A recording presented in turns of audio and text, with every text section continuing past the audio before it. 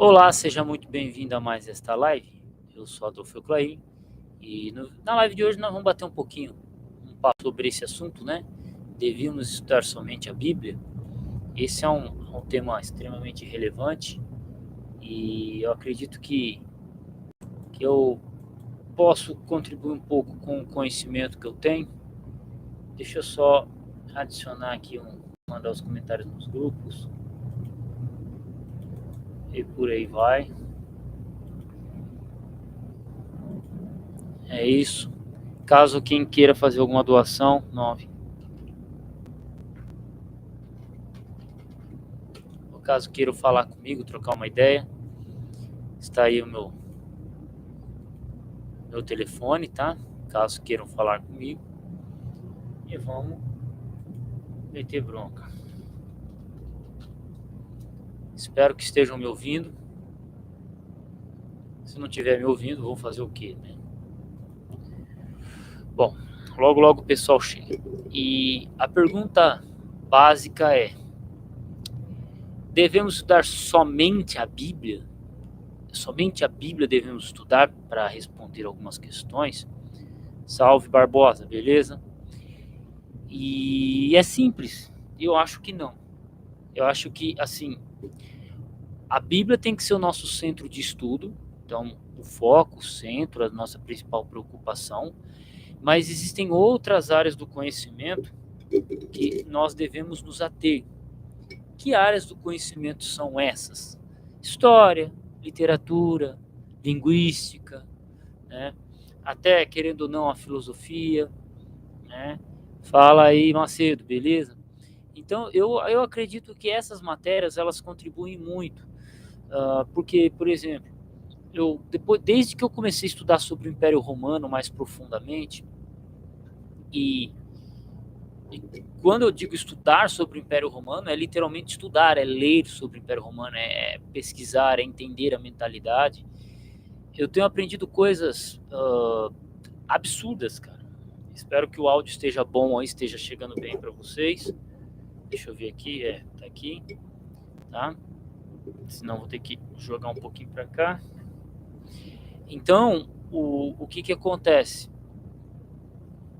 Desde que eu comecei a estudar o Império Romano, principalmente aquela parte concernente os períodos mais próximos do cristianismo, né?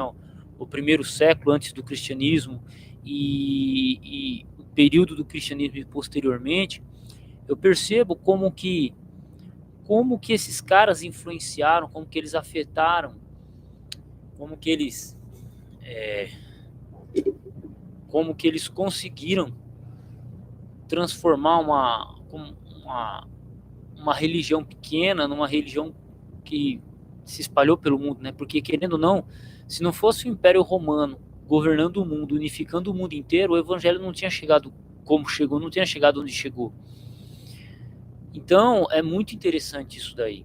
Então, o mundo de hoje, o cristianismo de hoje, de certa forma, deve à organização romana, né? Isso eu estou falando do ponto de vista histórico, né? E aí, é simples.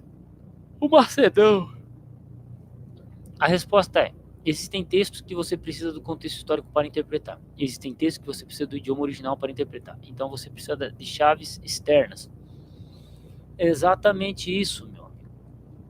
Exatamente isso que eu defendo, né? Tanto que é, eu, eu não sou um cara que defendo assim que a Bíblia interpreta a Bíblia, somente a Bíblia.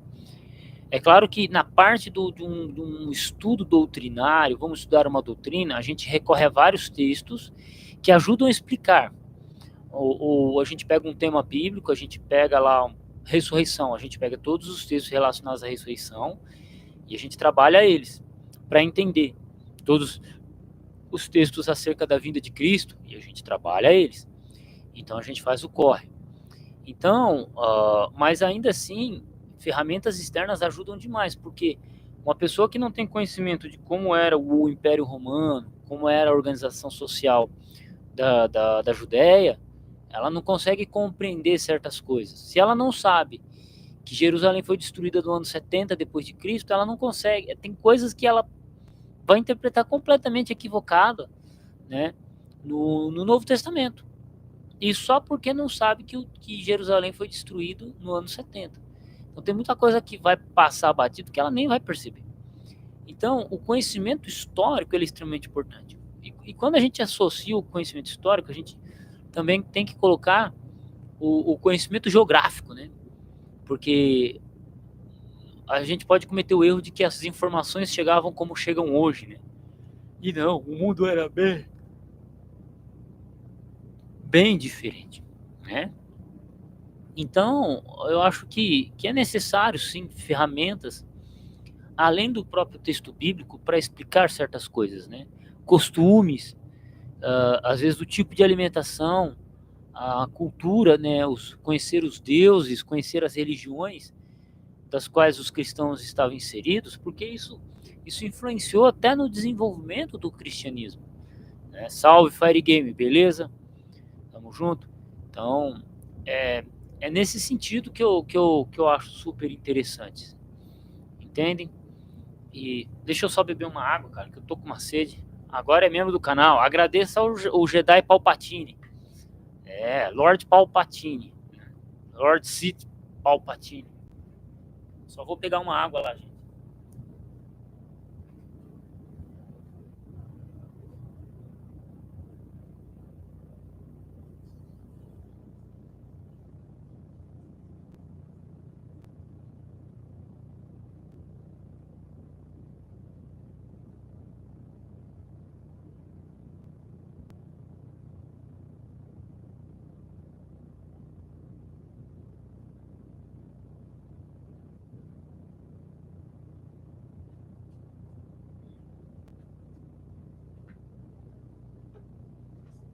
Salve, Bradocoso, beleza? Tamo junto. Aí, ó, só a galera chegando.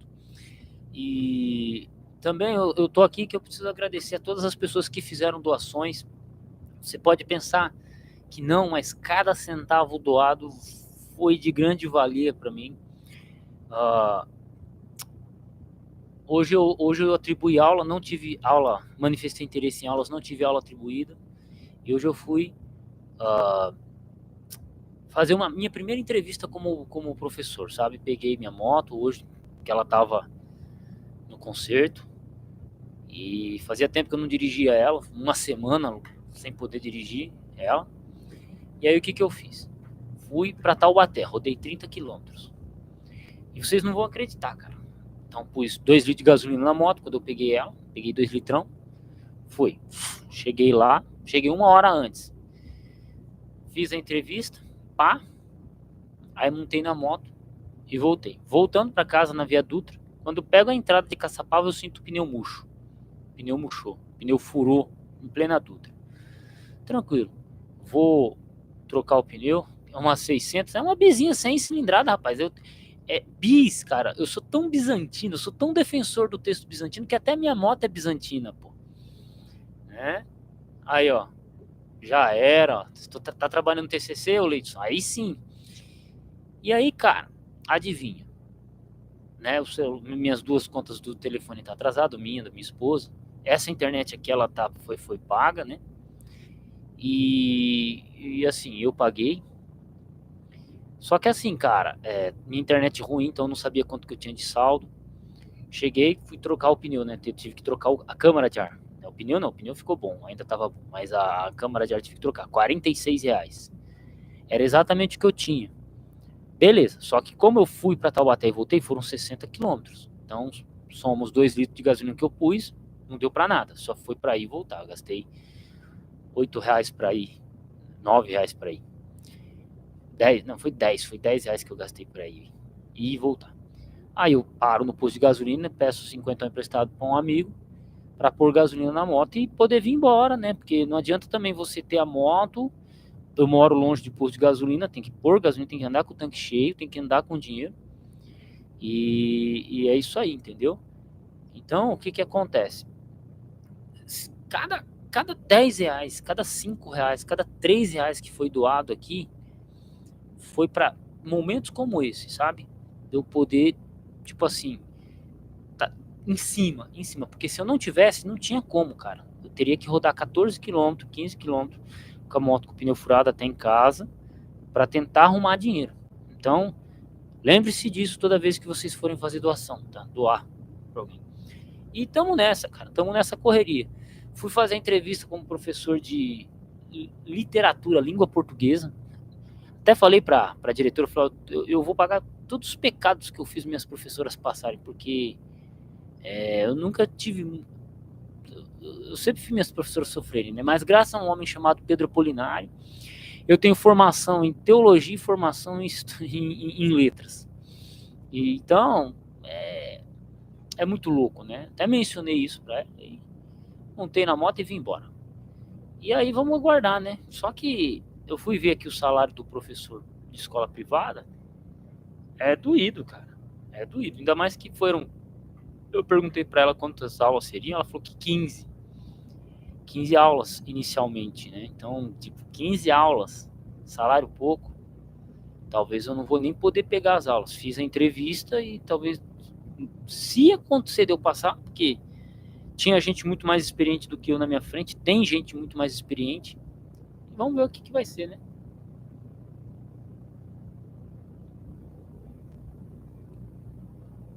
Então a gente faz os corre aqui. Então, possivelmente esse ano, cara, eu vou ter que trampar de pedreiro, né? Fazer o curso de barbeiro e abrir minha barbearia do Barba Rala, né? Barbearia do Corsário, né? Tá, caiu na foto, tapa-olho, um fundão do Alma Negra, pegar esse relógio, colocar lá, deixar um negócio estilizado, estilo pirata na barbearia, porque não compensa, cara. A burocracia é muito grande, cara. É muito grande, que pelo Estado, eu fiz prova, olha só, eu fiz prova, e acho que essa live eu não devia nem estar fazendo aqui. Essa live eu vou voltar lá pro tema aqui. E eu vou fazer uma live no outro canal meu, no canal Adolfo Clare, e vou explicar todos esses pormenores. Mas é muito burocrático ser professor. Você presta a prova, você espera o dia, pro Estado você tem que manifestar interesse, esperar a atribuição, aí você... Tipo, é muito... Tipo, é um negócio assim que não tá valendo a pena. Fui ver as aulas que estava tendo para atribuição e, sinceramente falando, só aula picada, 2 aulas, uma turma por semana na escola, então não tá... E aí você vai ver a concorrência, 50 professor concorrendo, não tá valendo a pena, sabe? Não tá valendo a pena. Então o negócio é seguir para... Agora é seguir para a campanha de ser... Como que eu posso dizer? De tentar ser empresário, né? Abrir meu próprio negócio, porque ser professor, se o Estado não me chamar como professor efetivo, como pelo concurso que eu prestei, ano que vem, 2025, não vai ornar. Que Saitama Corte, rapaz, é barbearia do Barba Rala, mano. Capitão Barba Rala, teólogo de tapa-olho, sem vergonha na cara. Apresento pra vocês o Lepirato Barba Rala. Mano de direita nas favelas do Brasil, aqui é o Mano Barba Rala, sem usar amigo Sodril. Marujo, pode crer, navegando em alto mar, saquear, CACP. Vamos lá. Cleverton Epurmucema. Nena. Epurmucena. O Senna, mano. O Senna. De boa noite. Sou médico histórico crítico. Acho a Bíblia muito limitada para se auto-explicar. Estudar materiais paralelos à Bíblia é um caminho para um bom estudo. Mas lembrando sempre que a Bíblia é o centro. Porque a partir do momento que a gente tira a Bíblia do centro do estudo, não faz sentido. Né? Não faz sentido. Se você tira o objeto principal de estudo, não faz sentido. Entende? Então, mas assim, fazer o quê, né? Romeu Barbosa, mas todas as profissões estão lotadas demais. Advogado, professor, tem muito. Assim, muito professor. Advogado, muito advogado, né, cara? Não tem todo mundo precisando de um advogado assim, não. Mas... então o negócio é tentar ser um professor, tentar ser um profissional autônomo, cara, porque não tá dando, cara, não tá dando. E aí eu tenho que caçar trampo de pedreiro, também tô, mas não dava, tipo, como é que eu vou caçar um trampo de pedreiro sem a moto? Preciso da moto pra fazer os corre, né? Se não dá pra fazer os corre, só choro, né? Só choro. Mas é isso aí.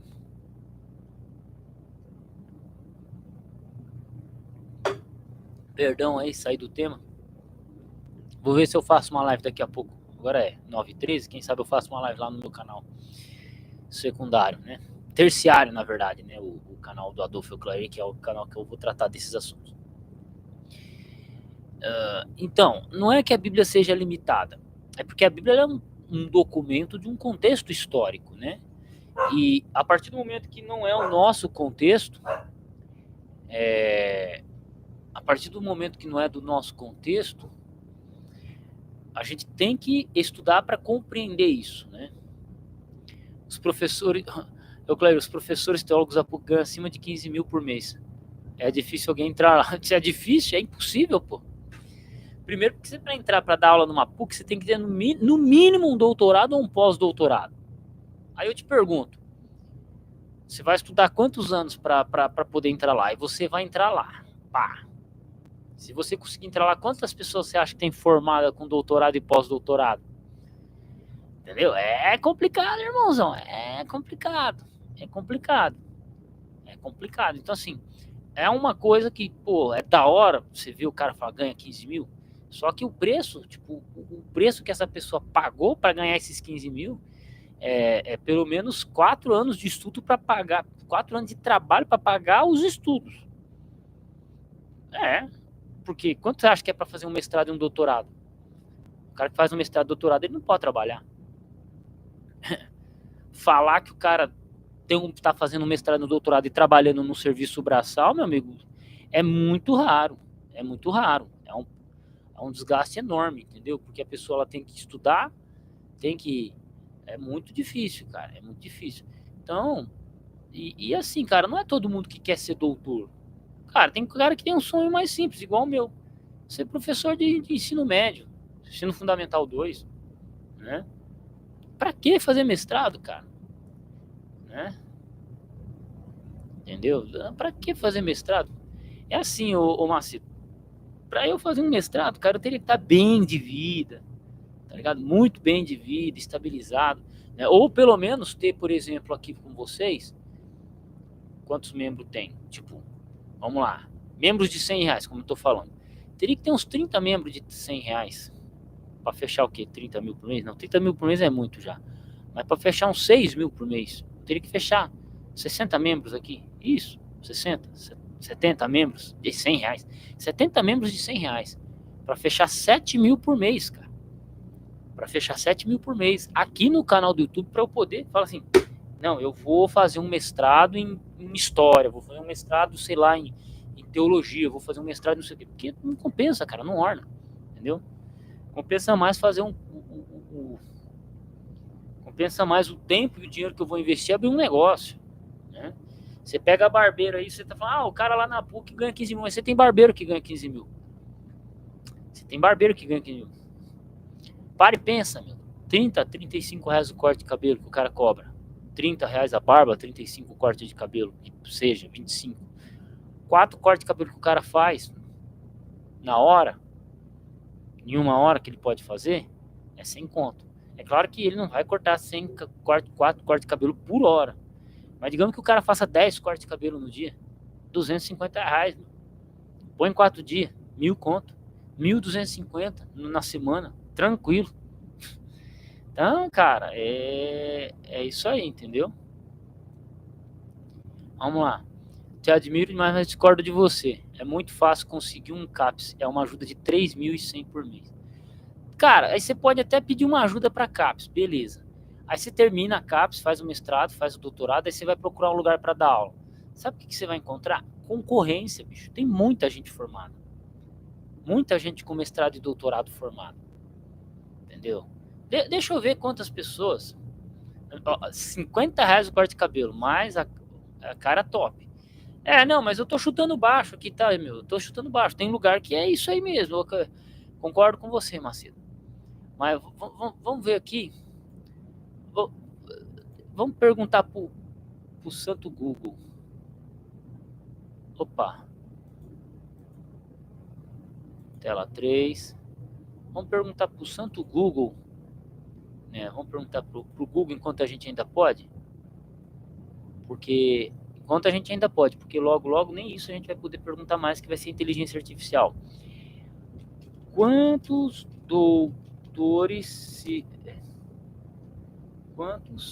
PhDs se formam no Brasil por ano?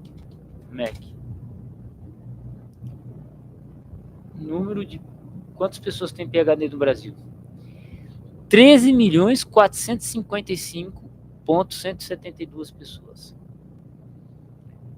13.455.172 pessoas possuíam superior completo, que é um PhD, que é sigla Philosophy Doctor em Filosofia, a última e mais alto título acadêmico recebido por um indivíduo. 14 de novembro de 2023.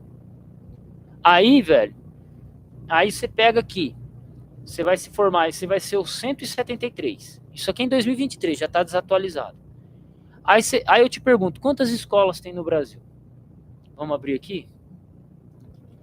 Quantas universidades tem no Brasil? No Brasil tem 2.595 instituições de ensino superior distribuídas em 5 regiões do país. Tá, então vamos pegar. Olha esse número. Vamos pegar aqui, vamos fazer a continha. Fácil. Temos 13.455.172 pessoas. Dividido por 2.595. Você tem aqui 5.185 doutores por faculdade, cara. Aqui, ó. Você acha que eu tô louco? 5.000 doutores, 185. Então, aí você faz um doutorado, tá? Para você entrar, você concorrer numa faculdade.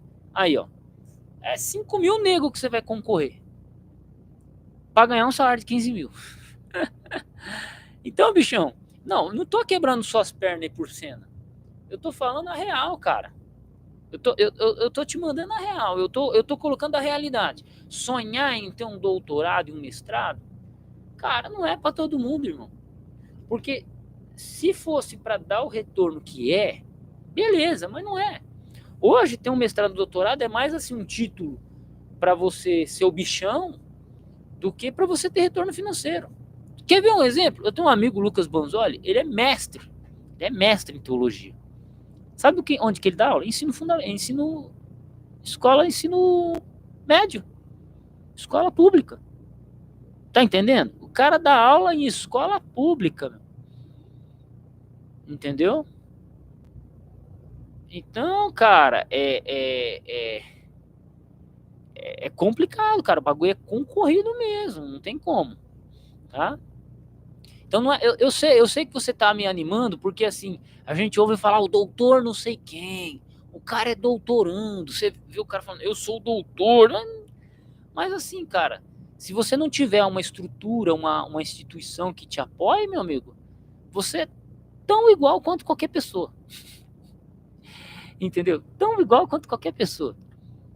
Então, assim, a questão é, para mim, para eu que estou construindo minha carreira dia após dia, né, que, né, não compensa. Mestrado e doutorado não compensa.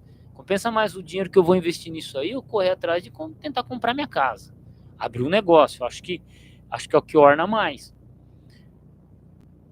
Tá, então não é incentivo, cara. Na verdade, quem tá te abrindo os olhos aqui sou eu. Sou eu porque eu tô no meio, cara. Eu convivo com alguns doutores, eu troco ideia com alguns aqui no Zap e mano, o bagulho é osso, velho. O bagulho é osso. Entendeu? Ó. Veja pelo lado bom. A FFLCH USB perdeu metade dos professores de alemão. A questão é a saturação nas grandes cidades. Se for procurar em cidades médias, a concorrência seria menor. Mas ainda assim já é grande, Eric. Porque quantas pessoas não deixam a cidade grande para ir para a cidade pequena? Entendeu? É isso, tá? Então, o fato é, nós temos que ser realistas. Aqui, ó. Aqui no Maranhão tem licenciatura em matemática, letras ou pedagogia. É bem mais fácil conseguir um contrato ou um concurso. Não, concordo. Mas a pergunta é, quantas pessoas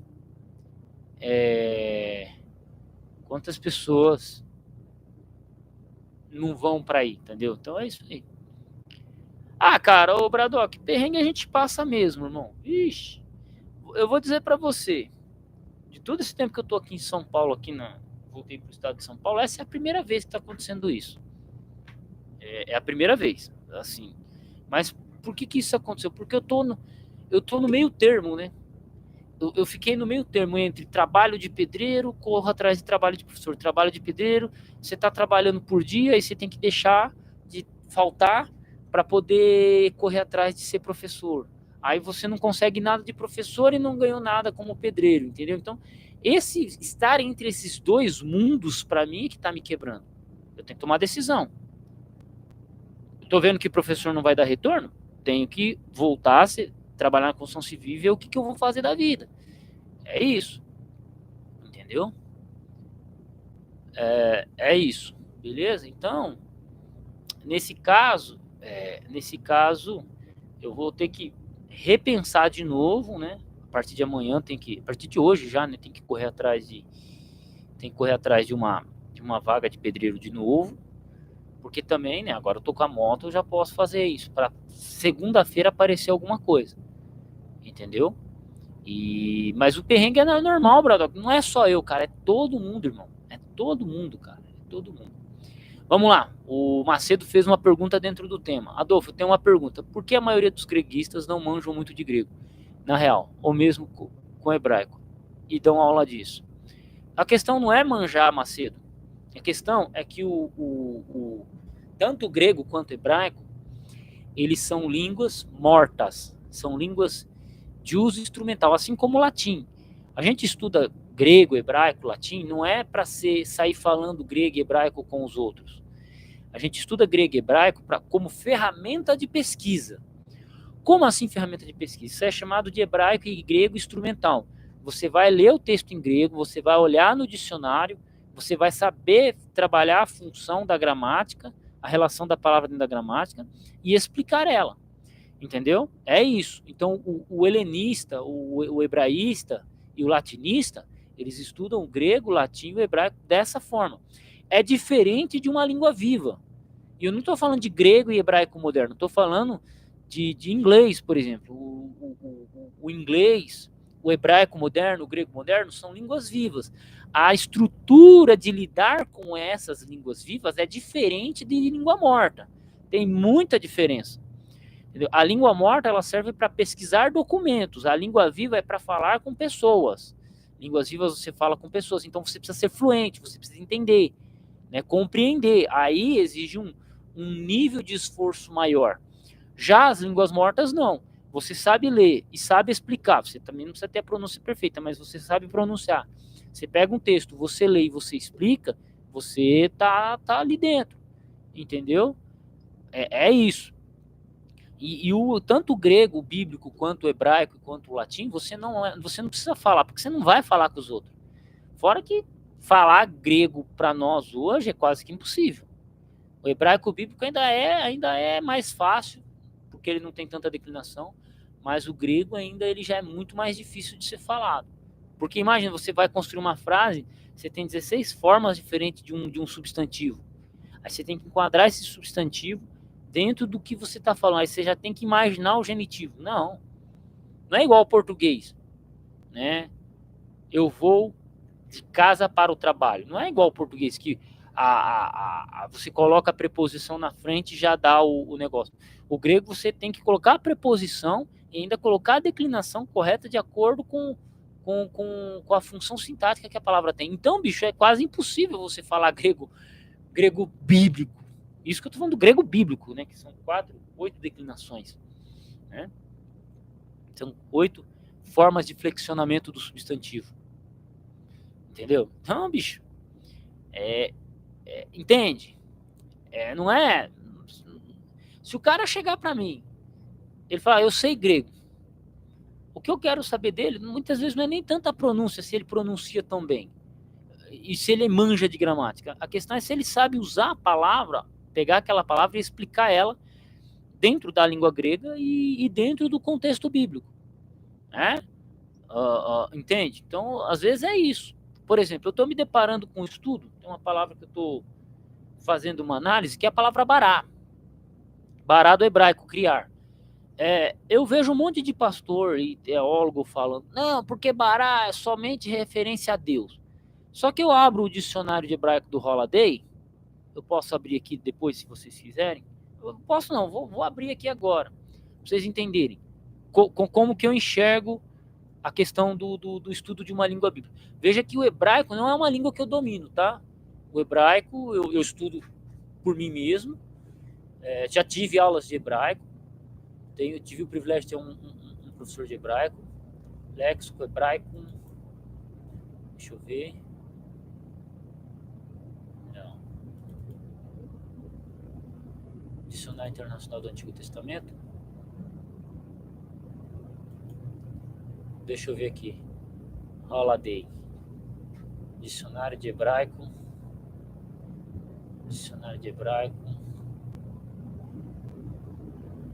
eu tenho Holiday em hebraico, cara.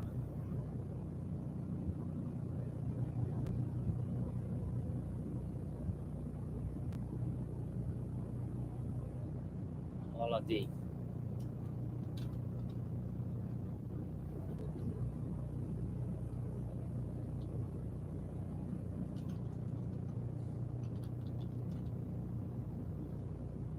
Léxico hebraico e aramaico.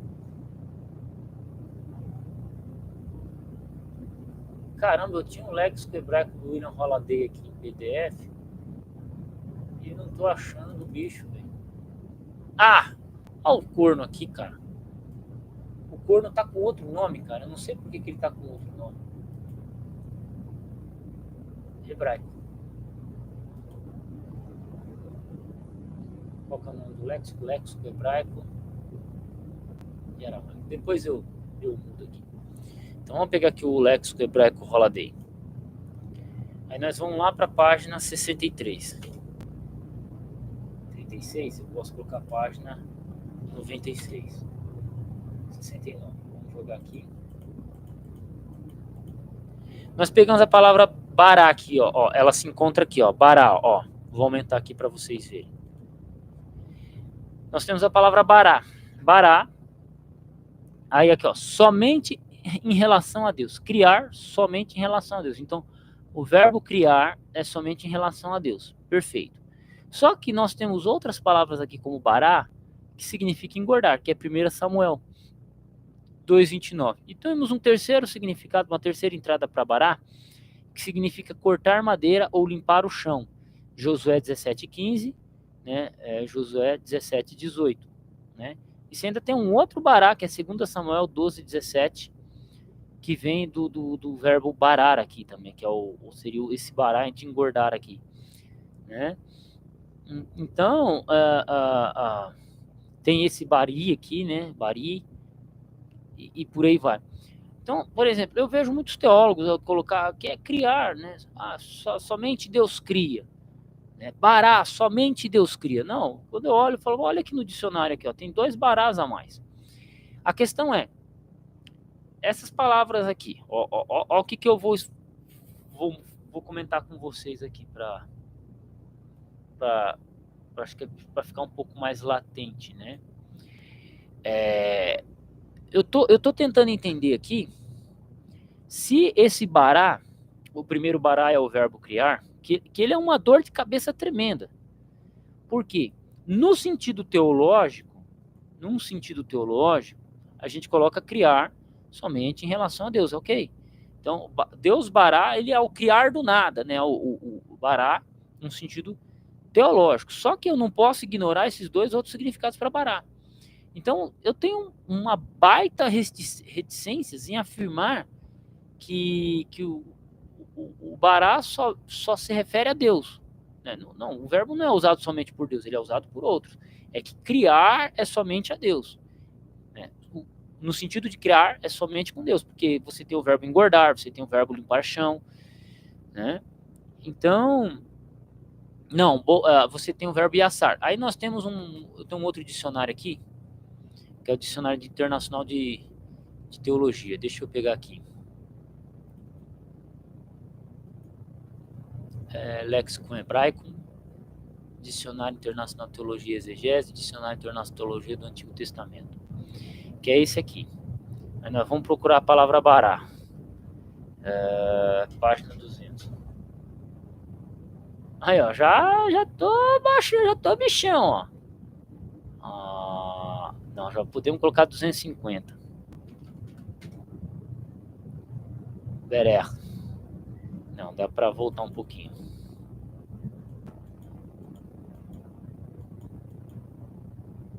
Barado. Bará. Então nós temos aqui barar, que significa criar. Ó, bará 1, criar, fazer, criador, cal. Aí no escolher, cortar, despachar, piel, ser criado, ser feito, nifal. Então, esse Dicionário Internacional de Teologia aqui, ele já explica, né, que no cal, na forma cal, ele vai ser como criar, criador. Na forma piel, na conjugação piel, vai ser escolher e cortar e despachar. E no nifal, é ser criado, ser feito. Aí nós temos aqui coisa nova, né? E nós temos aqui, ó. A raiz de bará tem o sentido básico de criar. É diferente de yatsar, que é respondendo a sua pergunta aqui, tá, o Bradock? Yatsar, que significa modelar. Então, bará e yatsar tem diferença no hebraico. Um significa criar no sentido de modelar e o outro de criar do nada. Pois esse enfatiza principalmente o ato da forma de um objeto, enquanto bará enfatiza o início do objeto. A questão do significado da raiz de bará é complicada pelo fato do sentido que o piel tem de cortar, Josué 17,15 e Ezequiel 23,47. Esse sentido também pode ser obtido no uso da palavra Ezequiel 21,19, onde não há necessidade de que o termo tenha conotação de esculpir um marco indicador, pois pode significar apenas o ato de cortar um ramo de um arbusto ou um arbusto com marco indicador. Se esse sentido está de acordo com a forma concreta do cal, a palavra pode significar formar, modelar, no sentido de esculpir ou cortar. Todavia, é possível que a forma do piel possa representar uma raiz inteiramente diferente. Quer dizer, você tem a raiz triconsonantal, dando origem à palavra bará, né? Beit, o resh e o aleph, que dá a ideia de bará, mas você tem ele são essas três consoantes, elas são a entrada para 3 ou 4 palavras diferentes. Então, bará ele vai significar 3, 4 palavras diferentes, literalmente porque são palavras diferentes que não devem ser confundidas, são palavras homófonas. Então, é aí que está. Entende? São palavras homófonas, porque elas não têm correlação entre si. Deixa eu dar um exemplo aqui.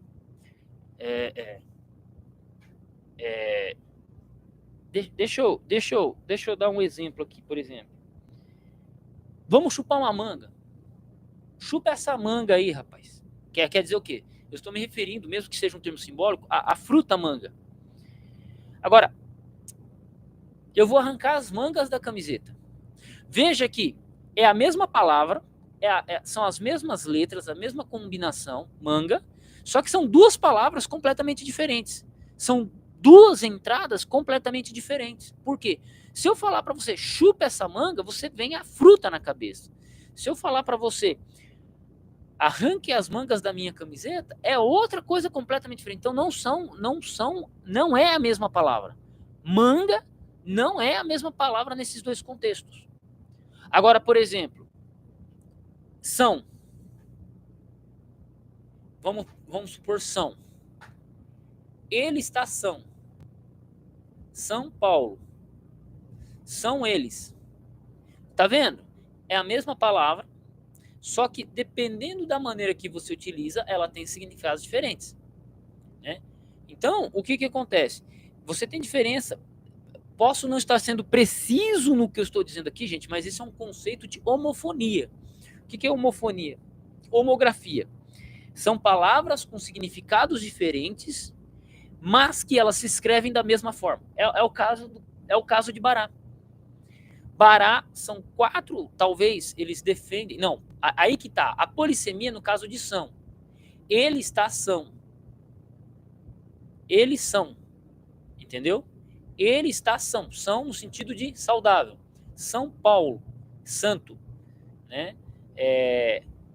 Eles está são, saudável. São. Eles são, verbo. Então o que acontece? A palavra polissêmica, se você colocar ela no mesmo contexto, se você colocar a palavra em contextos diferentes, ou no mesmo contexto, ela pode ter 2 significados. Banco de dados, banco, local que você pega dinheiro, e banco de sentar. Então, a palavra banco, ela é polissêmica porque ela confunde você, porque vai depender do contexto, né? Ou no mesmo contexto ela pode ter vários significados. Mas no caso, por exemplo, da manga, não tem como. É homografia. Você tem a manga como parte de roupa, como peça de roupa, parte de uma peça de roupa, que é do caso da camisa, parte de uma camisa, e manga fruta. Não dá para confundir essas duas coisas, entendeu? Tanto que você não vai ver piada de manga, né? O cara comendo a manga, eu vou comer a manga. Não tem nem piada disso. Por quê? Porque são literalmente 2 entradas diferentes. E isso é uma discussão linguística, entendeu? A mesma coisa acontece com Bará aqui. Possivelmente Bará, ela é uma palavra homógrafa. Você tem 4 palavras, 5 palavras no hebraico, que elas têm a mesma construção, elas se utilizam da mesma construção de Bará. Por isso que uma utiliza o cal, o outro utiliza o piel, o outro utiliza o nifal, e é extremamente complicado. Entendeu? Então é difícil, cara. É difícil de lidar. Ok? Entendeu? E assim, era complicado, né? Entende? Entendeu? Então é complicado. Então, não sei se ficou claro, tal, Macedo, a dificuldade que é. Então, por exemplo, eu não preciso ser fluente em hebraico para poder explicar isso para vocês. É claro que eu tenho que ter o conhecimento técnico, pegar as vezes em que Bará aconteceu, eu tenho que saber o que é um cal, o que é um piel, o que é um nifal, para poder explicar, mas isso não quer dizer que eu sei falar hebraico fluentemente, eu vou sair daqui falando hebraico, entendeu? Fora que, dando um spoiler, pode ser que eu esteja cometendo algum equívoco aqui com alguns usos de palavras, mas eu estou dando exemplos assim para vocês começarem a compreender como que é complicado explicar uma língua, entendeu? É uma língua. E isso que eu estou fazendo é discussão linguística, tá, gente? Mesmo que eu esteja equivocado em alguma observação, em algum exemplo aqui, se alguém quiser depois fazer um reate e explicar melhor, cara, eu vou ficar muito agradecido, tá? Mas no caso aqui é isso. Então, eu não preciso saber ser fluente em hebraico para poder explicar isso. Talvez nenhuma pessoa que seja fluente em hebraico faça essa explicação que eu estou fazendo, né? Vamos estudar o que é uma palavra homógrafa, uma palavra polissêmica, né? Uma palavra polivalente, e assim vai, entendeu? Então, mas o tipo de explicação que eu fiz aqui foi uma explicação instrumental, entendeu? O tipo de explicação que eu fiz nesse momento aqui foi uma explicação instrumental, um instrumento de pesquisa. Eu, como pesquisador, eu tenho que saber isso, né? Eu tenho que saber isso para poder fazer uma análise correta, uma exegese, uma explicação. Inclusive, na lição da escola sabatina, tava isso na lição, tava a questão do verbo criar, né, por causa do Salmo 51, e eu falei, não, cara, sinceramente, se você abrir um dicionário, página 63 do William Holiday, peguei o dicionário e mostrei para os caras, você vê, você tem quatro significados para parar. Só que aí, eu falei, mas cara, por que todos os teólogos estão dizendo isso? Será que só eu estou certo e todo mundo está errado? Se só eu estou certo e todo mundo está errado, ou eu sou o bichão ou todo mundo é burro. Eu acho que é mais fácil eu estar errado do que todo mundo ser burro, né? E aí eu comecei a parar para pensar, falei, não, pode ser que seja o caso de uma palavra homógrafa, que é a discussão que o Dicionário Internacional de Teologia Coloca, porque olha como que ele explica aqui, ó. A palavra é usada no caos somente com referência à atividade de Deus, sendo que, portanto, o termo é puramente teológico. Então, se eu falar teologicamente que o verbo se refere a criar, aí é um termo teológico, aí não é linguístico. Este uso distintivo da palavra é especialmente apropriado ao conceito da criação por meio do fiat divino. A raiz bará denota o conceito de iniciar uma coisa nova em um certo número de passagens. Em Isaías 41:20, a raiz é usada com respeito a mudanças que se darão na restauração. Quando Deus tornar efetivo aquilo que é novo e diferente. É usada com respeito à criação de novas coisas. Hadashot, em Isaías 48:6-7. E a criação do novo céu e nova terra, Isaías 65:17. Maravilhas nunca antes vistas são descritas por esta palavra, Êxodo 34:10. Jeremias usa o termo referindo-se à mudança fundamental que ocorrerá na ordem natural, Jeremias 31:22. Então veja, quantas vezes? A palavra possui esse sentido de trazer existência em várias passagens, Isaías 43:1, Ezequiel 21:30. Não é surpreendente que essa palavra, com sua ênfase distintiva, seja usada de modo mais frequente para descrever a criação do universo e dos fenômenos naturais. Gênesis 1:1, que é o que a gente está colocando, né? Então, os usos desse termo apresentam uma teologia bem definida. A magnitude do poder de Deus é exemplificada na criação. Ok.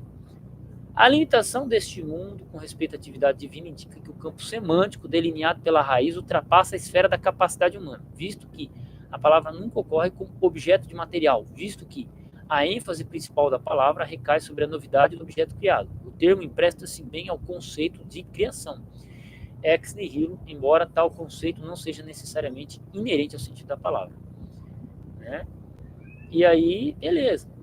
Aí você tem baraque, gordo, mais gordo, alimentado, cevado, né? Firme, farto, abundante. Essa palavra ocorre com seu sentido básico gordo em Juízes 3:17, que aqui você tem bari, né? Bari. Ele tem a construção diferente, mas se você tirar a mãe de leitura e tirar as coisas, é bará do mesmo jeito. Entendeu? Retém o sentido original que adquire diversos nuances. É usado para descrever seres humanos saudáveis, animais bem nutridos, espigas cheias, Gênesis 41, com respeito à melhor porção das comidas apetitosas, e também apoia o sentido secundário de prosperidade. Então, olha só, se a gente pegar só a raiz de bará, eu tenho o termo para criar, engordar, cortar, criar, vixe, tem um monte de coisa, entendeu? Então o bagulho é louco, mano, o bagulho é louco. O bagulho é louco e não é fácil não, bicho. É louco. O bagulho é louco, mas no pescoço. Vou até beber uma água, tá, gente? Enquanto vocês fazem um depósito de R$10 cada um. Né? Ó, detalhe, viu? Tomem como norte os meus estudos. Comprem algum livro de linguística. Mas não tome como eu, como o cara maior especialista nisso, não. Cara, eu tô comentando aqui, por exemplo, como um estudo meu. Para uma observação de uma palavra hebraica, tá? Alguém mais especializado que eu pode chegar e olhar e falar assim, não, o Adolfo cometeu um monte de erro, tá? E eu sei disso, pode ser que eu tenha cometido.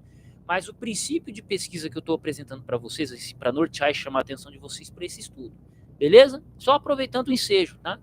Com toda a humildade e simplicidade.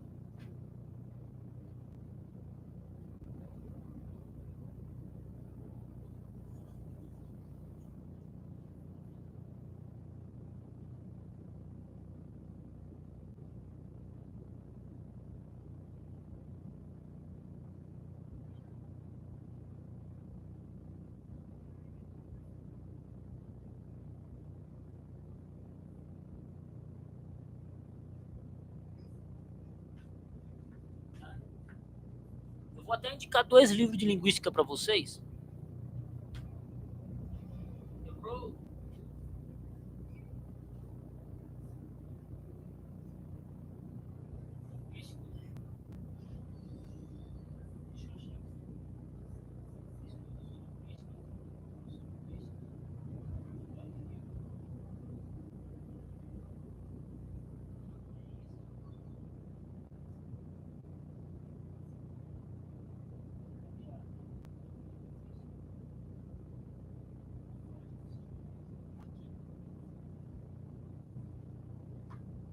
Um pouquinho da linguística que eu estou discutindo com vocês é esse aqui, ó, Introdução à Linguística, Leonor Esquihar Cabral, que ela fala sobre essa questão da palavra que é polissêmica, homófona, homógrafa, ela comenta um pouco, e também Curso de Linguística Geral do Fernando Saucillo. Esses 2 livros aqui vão servir de referência para você seguir seus estudos e talvez me corrigir futuramente aqui, beleza?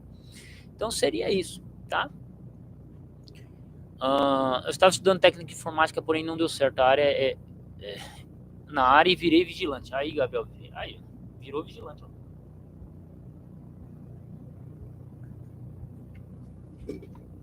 Então, por exemplo, eu posso chegar e dar aulas explicando um monte de coisa aqui e sem ser fluente no hebraico. Você não é obrigado. Agora, por exemplo, se eu for dar aula de inglês, aí eu tenho que ter uma fluência maior. Entendeu? Aí tem que ser fluente maior, tem que ser fluente mesmo. Tá? É isso aí. Mano, estou doutorando com o grego. Mano, o cara que é natural da língua é um espetáculo ouvir explicando a língua. Então, cara, mas nesse caso, você tem um cara que nasceu na Grécia e ele estudou o grego clássico. Assim como nós nascemos do Brasil e nós estudamos o grego koineu, o grego clássico. É a mesma coisa. Mas o cara lá nasceu na Grécia. Tudo bem, cara, mas se for um americano explicando o grego clássico é a mesma coisa. Não é porque você tem certas intimidades e certas dificuldades também. Porque, por exemplo, para nós, a gente vai estudar o grego clássico, o grego koineu, para nós são línguas distantes, né? Podemos assim dizer, línguas distantes, o hebraico são línguas distantes. Então, para a gente cometer um equívoco com alguma língua, a gente toma muito cuidado. Já o falante da língua, como é o grego moderno, que tem diferenças com relação ao grego clássico e ao grego koiné, pode ser que alguma coisa ele tenha dificuldade de entender. Isso aí acontece também, meu. Mas sim, cara, se o cara é professor, doutor de em língua clássica grega e ele é grego, mano, é claro que o cara, por honra, o cara vai estudar pra caraca, né, meu? O cara vai estudar pra caraca. Né? Brado aquoso. Né? Entendeu? Ó, o Macedão. Valeu, Macedão. É isso aí, cara. O concurso que eu passei, cadê o Leidson? No concurso que eu passei, eu disputei uma vaga apenas com 15 pessoas, porque era pro polo e não para a sede. Esse foi meu lance. Eu sempre batia na trave porque fazia para a sede, muita concorrência. Interessante, Bratão. Talvez Bará, para indicar princípio, deve estar ligado a Bereshit. Não é só Bereshit, ou por cima. Bereshit, Bará e Elohim é o primeiro verso da Bíblia. Bará, como eu expliquei aqui, ela tem um uso em vários textos. No sentido de criar, engordar e cortar. Mas aí uma ela tá no K, outra ela tá no Piel, outra ela tá no... Entendeu? É isso. É voz reflexiva. Aí, ó. O Francisco Alberto já deu uma dica aí, ó. Entendeu? Meia no pé, meia calça ou meia garrafa de vinho. Isso, meia no pé, meia calça. Não, como é que você explica pro estrangeiro? A carteira. Não tô com a minha carteira aqui. A carteira. Aí você tem a que entrega cartas, que é carteira. Aí você tem aquela mesa que é do estudante, que é a carteira. Aí a carteira da carteira está na carteira. Explica isso Explica isso aí pro estrangeiro. Viu? É complicado, cara. É complicado.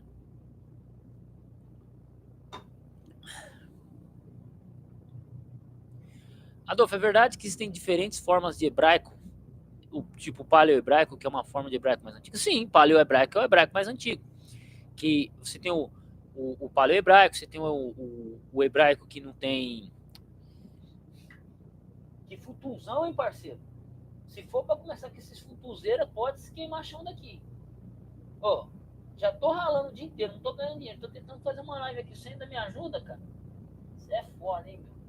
Você é foda, né, cachorro? Não adianta balançar o rabo e vir com essa cara de cachorro que caiu da mudança aí, não, que tá fedido aqui, meu. Você é louco, irmão? Pera um pouco aí.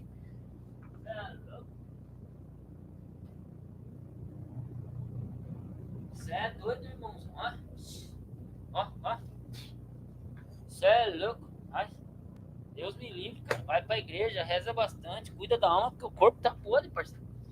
Você é louco, acho que seus fígados já foi pro pau já, cara.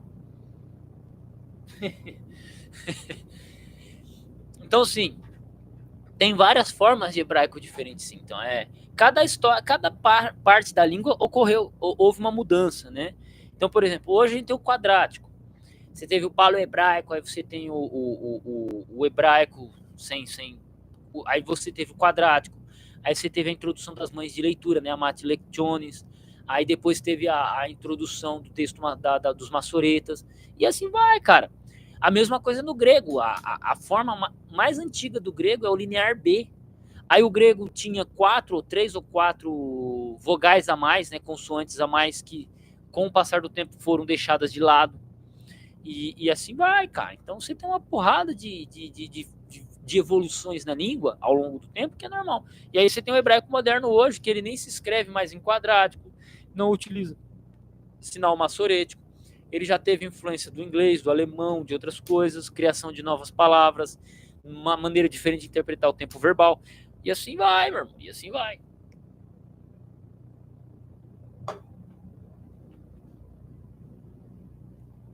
Vamos lá. Então, nesse caso, o hebraico de Gênesis tem diferença com o hebraico de Salmos, por exemplo. Mas agora você tocou você tocou num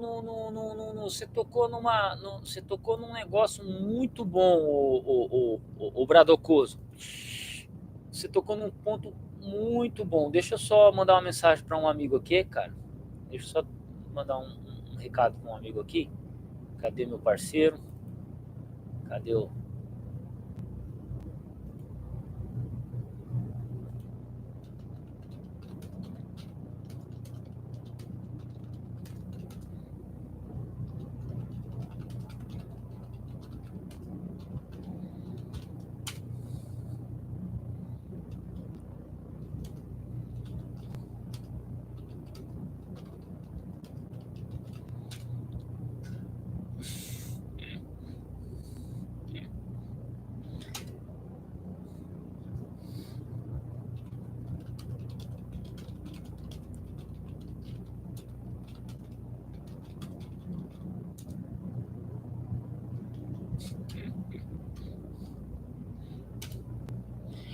Pronto, respondido.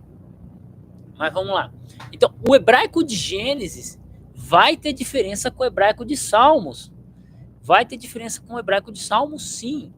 Entendeu?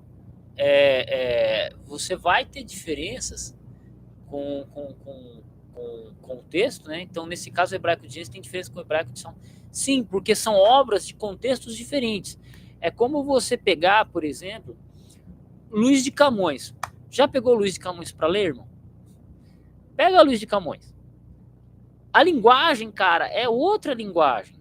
É outra linguagem. E é 400 anos de diferença. Você pega Gênesis, que é do ano 3000 a.C. Pega os Salmos, que começa a ser escrito o quê? 1000 anos depois? No período de Davi? Né? Não, você tem um Salmo que foi escrito por Moisés, que é o Salmo 91. Não, Salmo 90, né? Salmo 90 ou Salmo 91 que foi Moisés? Não sei. Aquele que habita no esconderijo do Altíssimo, praga nenhuma. Entendeu? Pega lá o Salmo 91 ou o Salmo 90 que foi escrito pelo nosso querido Moisés. E aí, esse salmo ele é do ano 1000. Ele tem 1000 anos de diferença com o salmo escrito por Davi. Então, tem palavras que elas vão ter significados diferentes, formas diferentes. E aí, eu consigo entender porque que possivelmente Bará seja uma palavra homógrafa, que ela tenha 4 palavras diferentes que se escrevem com Bará, né? Entendeu?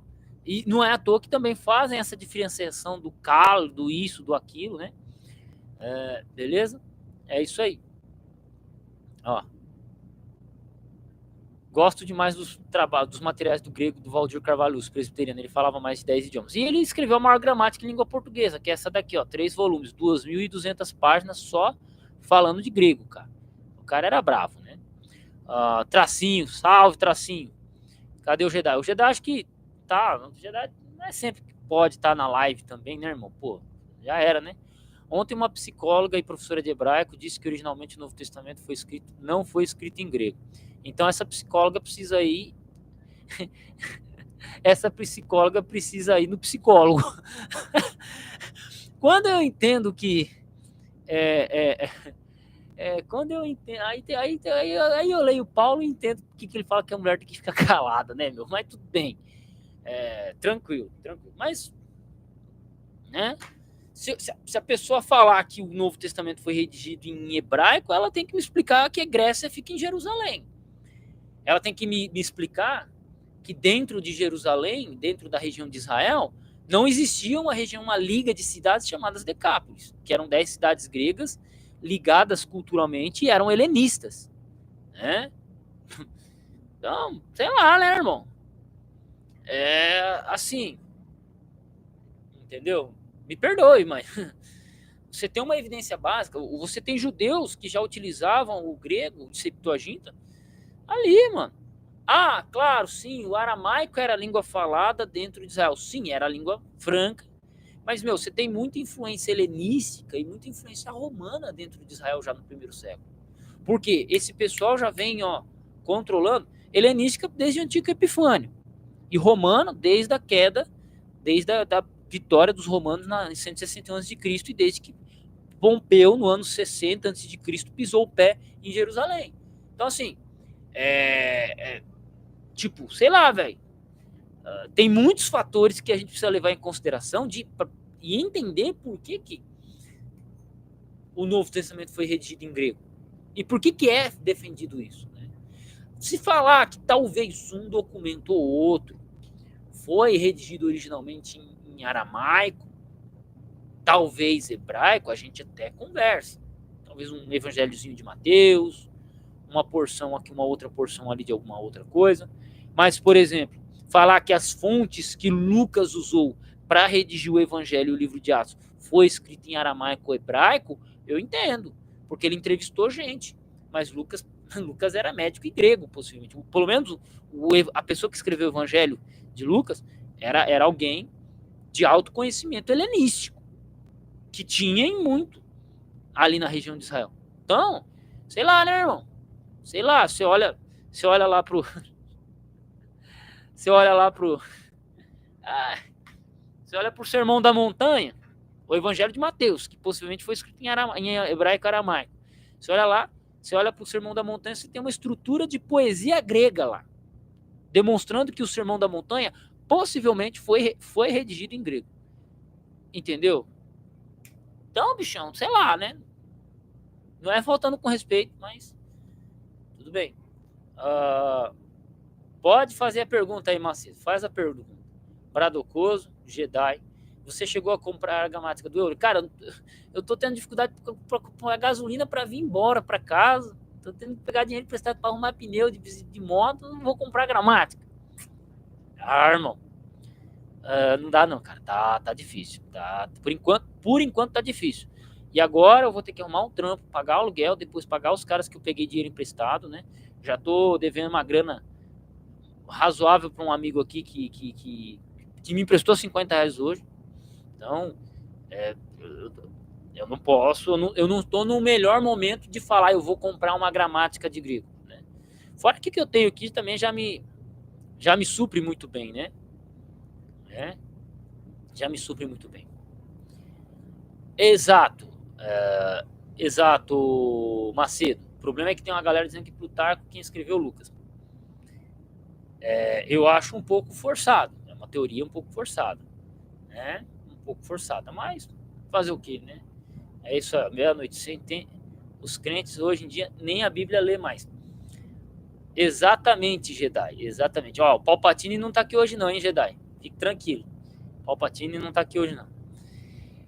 E entendem? Então é osso, né?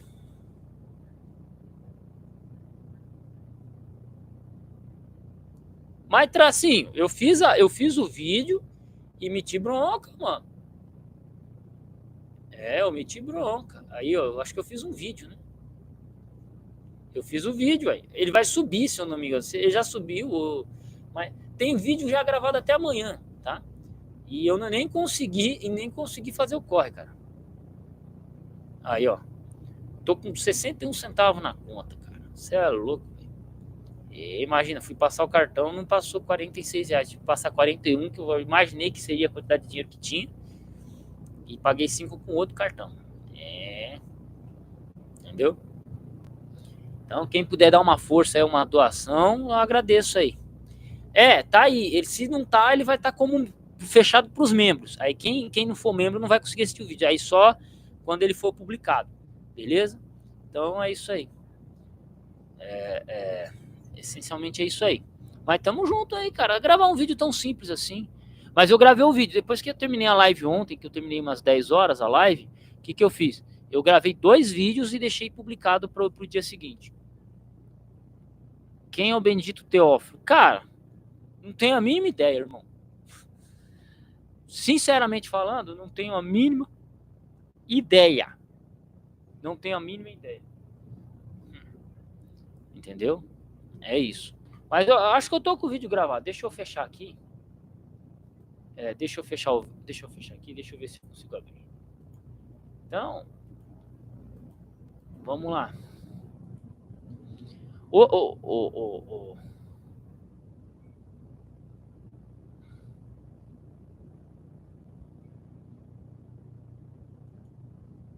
Vamos pegar aqui. Vídeos. Ó. Aqui, ó. Tá aqui o vídeo. Eu subi ele a 23 horas, então ele vai subir amanhã ou depois de amanhã, tá? O vídeo tá gravado aqui, ó. Pode ver, ó. Jesus nunca pregou a religião. Os críticos dos textos críticos, mano. Eu achei demais pra gravar esse vídeo aqui. Nem acreditei que eu tava gravando um vídeo desse. Né? Então, essencialmente é isso aí, minha gente. Tá? E estamos em 1 hora de live. Vamos meter bronca. Eu acho que a pessoa que... Eu não sei quem falou isso, né? Mas vamos ver quem falou para eu afirmar se é o idiota completo ou não. Deixa eu ver aqui. Deixa eu ver só quem falou isso. A religião aprisiona. Vamos lá. O amor liberta.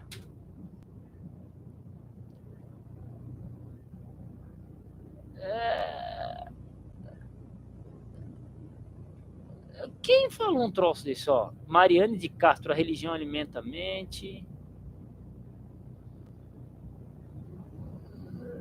A religião aprisiona, a espiritualidade liberta. Cara, é uma gente assim, tão trouxa, cara. Não, tô vendo que não foi nenhum filósofo importante.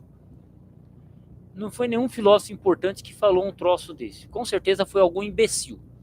Por quê? O que acontece? A religião, ela te religa. Ela te liga com Deus, ela te religa com Deus. É claro que eles utilizam um termo para significar o sistema, a igreja institucional, a instituição. Aí, nesse caso, sim. A instituição, ela, muitas vezes, ela te aprisiona, ela te limita. Né? Sabe? Mas o amor liberta? Não. O que liberta é o conhecimento. O amor, o conhecimento. Conhecei-vos a verdade e a verdade vos libertará. Então, se a gente for tratar de termos bíblicos apenas, a religião... Porque a religião, ela não é algo ruim. O sistema institucional não é ruim. É como usamos ele que o torna ruim. Então, você vai ter pastores safados e sem vergonhas que eles utilizam a instituição de maneira errada. Mas não, eu sou super a favor de uma instituição. A instituição, nos dias de hoje, ela é muito útil. Fala, Maria, vai fazer alguma coisa? Entendeu? Então, é isso, cara. Mas a expressão, a religião aprisiona e o amor liberta, é frase de imbecil. É frase de quem não sabe o que está lendo e não sabe o que está falando. E ó, próxima live nós vamos estar juntos, tá, Macedo? Tá, nós vamos fazer uma live juntos, já que estamos trocando uma ideia, entendeu? É gente que não sabe. Porque, cara, quanto mais a gente lê a Bíblia, é polêmica, uma polêmica. Eu já reparei, Macedão. Já reparei. Ó. Você tem que fazer teu canal, seu corpo. Você tem que fazer teu canal, cara. Faz teu canal, por favor. Que aí a gente divulga, troca uma ideia. Beleza? Mas também tem que continuar mandando 250 conto na conta, todo mês, hein? Ai. A gente chora de rir, E vamos ver. Vamos ver se tem. Ixi, o pessoal hoje tá fraco, hein? Tamo fraco de dinheiro, mano. Tamo fraco. Eu acho que eu vou ficar por aqui mesmo. eu vou dar tchau, porque é hora de dar tchau. Vou beber uma água. Eu acho que eu vou fazer uma live lá falando sobre questão educacional. Já que os parceiros aí me deram uma ideia, cara, porra, eu vou fazer um vídeo se tá valendo a pena fazer doutorado e mestrado.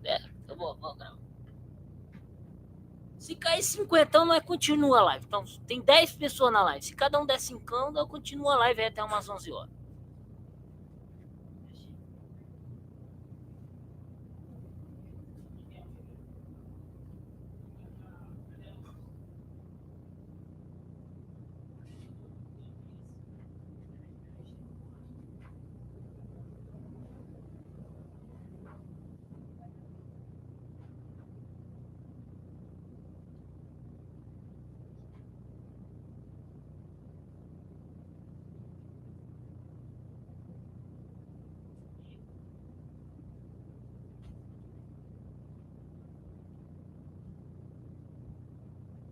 Esquece.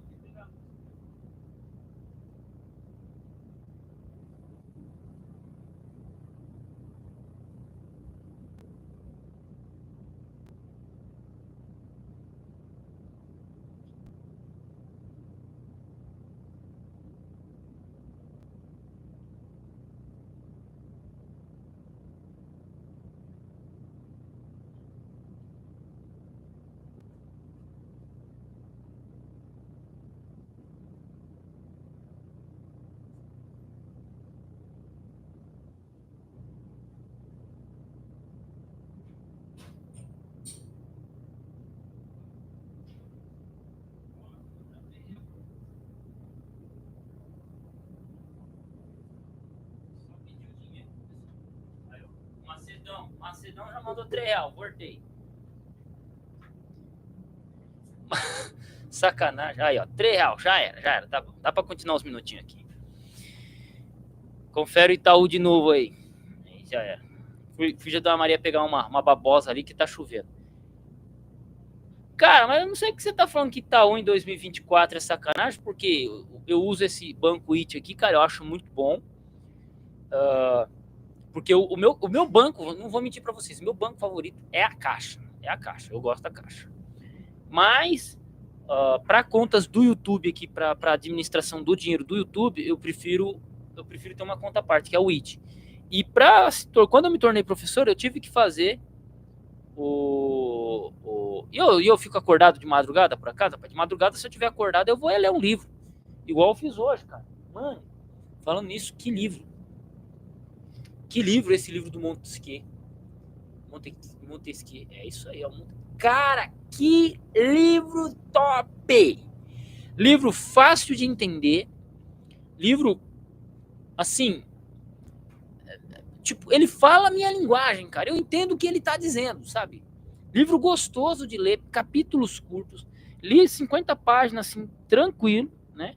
Quero ler mais 50 páginas quando acordar amanhã. E assim, cara. Então, livraço. Então... Mas vamos lá. Quando eu me tornei professor, eu tive que abrir uma outra conta. Do Itaú. Então, eu tenho uma conta do Itaú físico e tenho uma conta do IT.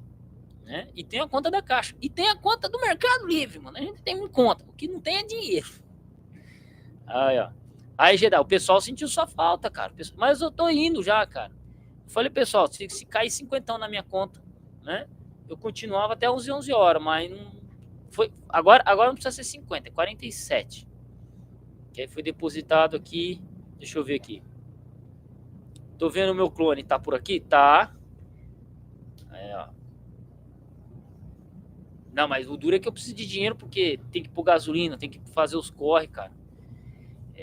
O negócio tá osso aqui pro meu lado, cara.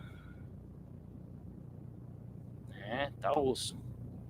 Aí alguém tem que mandar 100 aí. Se mandar 100, o cara vai me ajudar em muito. Né? Cara, vamos fazer o seguinte. Eu vou finalizar essa live aqui e eu vou iniciar uma live lá no canal Adolfo Clair, tá? Então eu vou finalizar essa live aqui e vou iniciar uma live no canal Adolfo Clair, porque lá também eu vou precisar juntar horas de vídeo, né? Porque já tá com 1.500 horas e eu preciso de 4.000 horas para monetizar lá e tem 500 inscritos. 500 inscritos é fácil, 3, 4 meses lá já bate. Só que as 4.000 horas é osso, então eu vou ter que fazer umas livezinhas lá também. Eu vou fazer uma live sobre isso aí, tá, Macedo? Você quer participar comigo, cara? Vamos lá. É isso aí, canal Adolfo Clair. Então, se inscrevam lá e eu tô chegando lá, beleza? Um abraço a todos. E quem puder dar uma doação, alguma coisa, cara, lembra de mim aí, porque o negócio tá brabo pro meu lado aqui. Beleza? Fechou? Não, se quiser participar agora, eu mando o link aqui, eu mando o link fácil pra você. Um abraço e fui.